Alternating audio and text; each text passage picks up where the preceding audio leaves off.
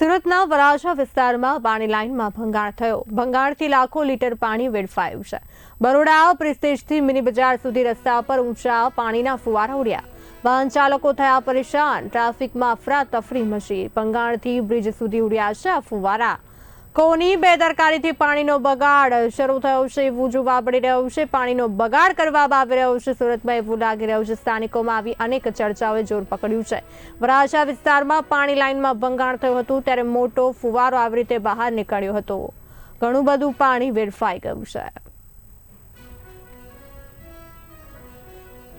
આ સાથે વધુ માહિતી આપવા માટે અમારા સંવાદદાતા રશ્મિ રાણા જોડાઈ ચૂક્યા છે. રશ્મિજી, સુરતના વરાછા વિસ્તારમાં પાણીની લાઇનમાં ભંગાણ બાદ જેવા દ્રશ્યો સામે આવી રહ્યા છે. ફુવારાના ઘણું બધું પાણી વેડફાઈ ગયું છે. રશ્મિજી, જે વરાછા વિસ્તારમાં જે બરોડા પ્રિસ્ટેજ થી મિની બજાર સુધીનો જે વિસ્તાર જે છે ત્યાં ખોદકામ કરીને પાણીની લાઇનનું કામ ચાલી રહ્યું હતું. તે દરમિયાન પાણીની લાઇનમાં ભંગાણ થતા જે પાણીના ફુવારા છે તે ઉપર બ્રિજ સુધી ઉઠ્યા હતા, જેના કારણે ત્યાં રોડ પરથી પસાર થતા વાહન ચાલકોને હાલાકી થઈ હતી.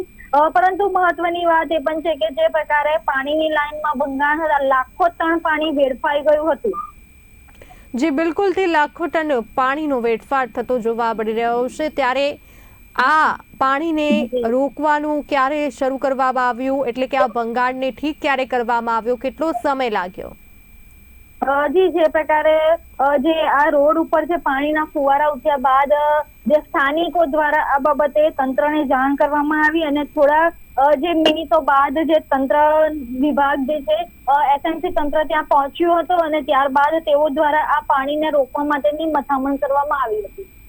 જી રશ્મિજી, તો આ વરાછા વિસ્તાર જે છે આ વિસ્તારમાં કોઈ પાણીની સમસ્યા છે કે કેમ? સ્થાનિકો દ્વારા આવો કોઈ આક્ષેપ કરવામાં આવ્યો છે કે કેમ છેલ્લા દિવસોમાં? જી, હાલ તો વરાછા વિસ્તારમાં પાણીની કોઈ એવી સમસ્યા નહીં. જે કોઈક સ્થાનિકો દ્વારા કોઈ ફરિયાદ ઉઠી નથી, પરંતુ જે બરોડા પ્રિસ્ટેજથી મિની બજાર વિસ્તારમાં જે પ્રકારે આ પાણીની લાઇનનું કામકાજ છેલ્લા ઘણા દિવસોથી ચાલી રહ્યું હતું તેવી પણ માહિતી સામે આવી છે. જી રશ્મિજી, સમગ્ર માહિતી આપવા બદલ આપનો આભાર. સુરતના વરાછા વિસ્તારમાં પાણી લાઇનમાં ભંગાણ સર્જાયું. ભંગાણથી લાખો લીટર પાણી વેડફાઈ ગયું હતું.